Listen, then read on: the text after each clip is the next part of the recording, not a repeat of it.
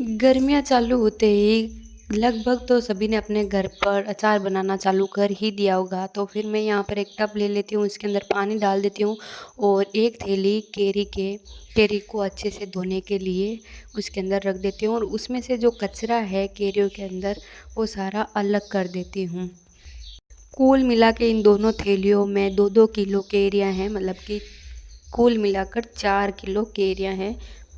मैं कोई भी काम करूं और दृष्टि बीच में ना आए ऐसा तो हो ही नहीं सकता। मैं इनमें से कचरा अलग कर रही थी, तभी दृष्टि भी मेरे साथ साथ मेरी मदद करने के लिए आगे हाथ बढ़ाती है, पर वो इनमें से कचरे की जगह केरियां बाहर फेंकने लग जाती है।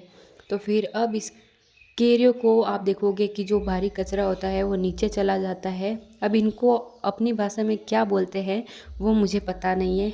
ये सारी केरियों में से कचरा निकालने के बाद में और अच्छे से धुलने के बाद में हम इन सारी केरियों को एक बाल्टी के अंदर अलग से निकाल देते हैं।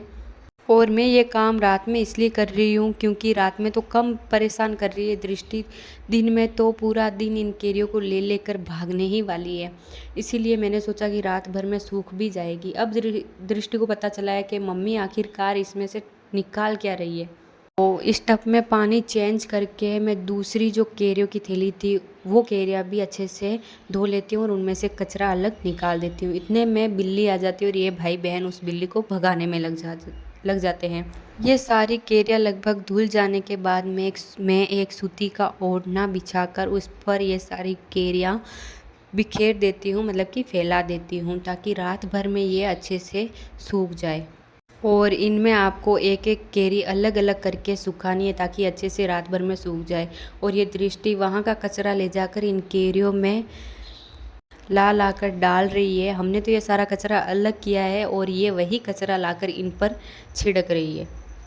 मैंने यही सोचकर दिन में ये काम नहीं किया था, दोपहर में मुझे पता था कि ये मेरा काम और भी ज़्यादा बढ़ाएगी। हमने तो ये कचरा निकाला था और ये लाकर वही कचरा इस पर वापस डाल रही है।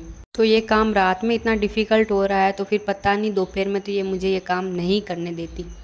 तो अगली सुबह ये सारी केरियाँ सूख जाने के बाद में हम इसे एक भगोने के अंदर भर लेते हैं और भगोने में भरने के बाद में इसके ऊपर हम अभी से, मतलब कि रात भर सुखा कर रखा और अगले दिन भगोने के अंदर भर कर उसके ऊपर हल्दी और नमक डालना है आपको।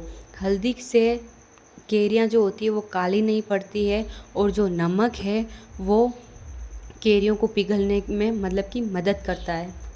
केरिया काली ना पड़े इसलिए आपको ध्यान रखना है कि हर एक केरी पर हल्दी अच्छे से चिपक जाए, इसीलिए आपको अच्छे से मिक्स करना है। याद रहे कि आपको इसके अंदर हाथ या फिर चमचा नहीं डालना है, क्योंकि चमचे से शायद केरी खराब हो सकती है या फिर काली पड़ सकती है।